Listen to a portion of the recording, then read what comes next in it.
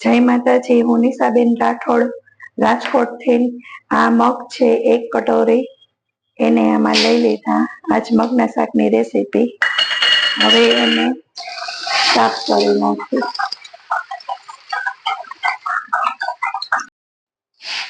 3 glass પાણી એ મેં કુકરમાં 3 ગ્લાસ પાણી નાખી દીધું છે. હવે પાણી ઉકળી ગયું છે એટલે આપણે મગ નાખી દઈએ. હવે એની 5 વિસલ વગાડી લઈ.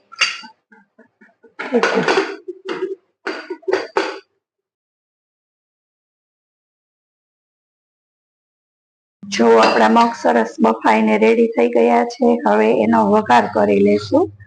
હું સાદો જ વઘાર કરું છું, કોઈ ગરમ મસાલા કે કઈ નાખતી નથી. રેગ્યુલર આપણે જે રીતે કરી એ જ રીતે.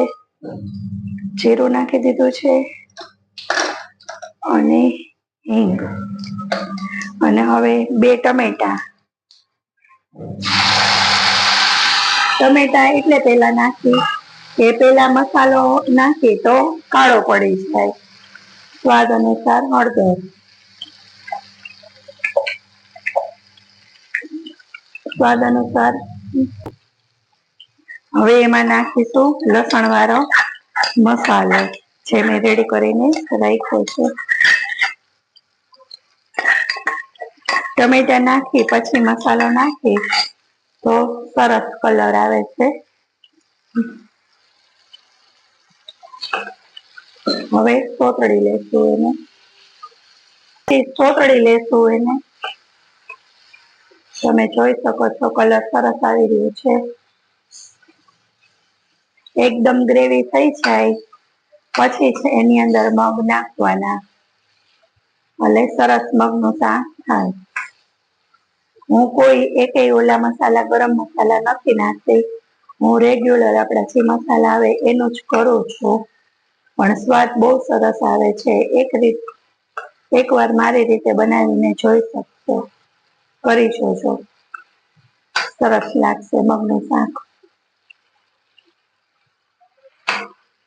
હવે જો ગ્રેવી થઈ ગઈ છે એટલે હવે એમાં હું મગ નાખી દઈશ.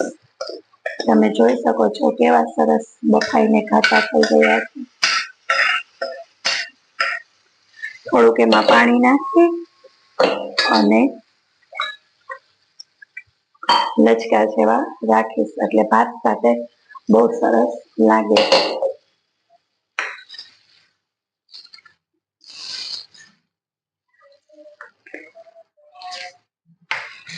તમે જોઈ શકો છો કે કેવું સરસ મગનું શાક દેખાય છે. હવે 5 મિનિટ રહેવા દઈશ. તો જોઈ શકો છો તમે કે આપણું મગનું શાક રેડી થઈને કેવું સરસ લાગે છે. મગનું શાક અને ભાત અને સલાડ સાથે. તો ચાલો જમવા.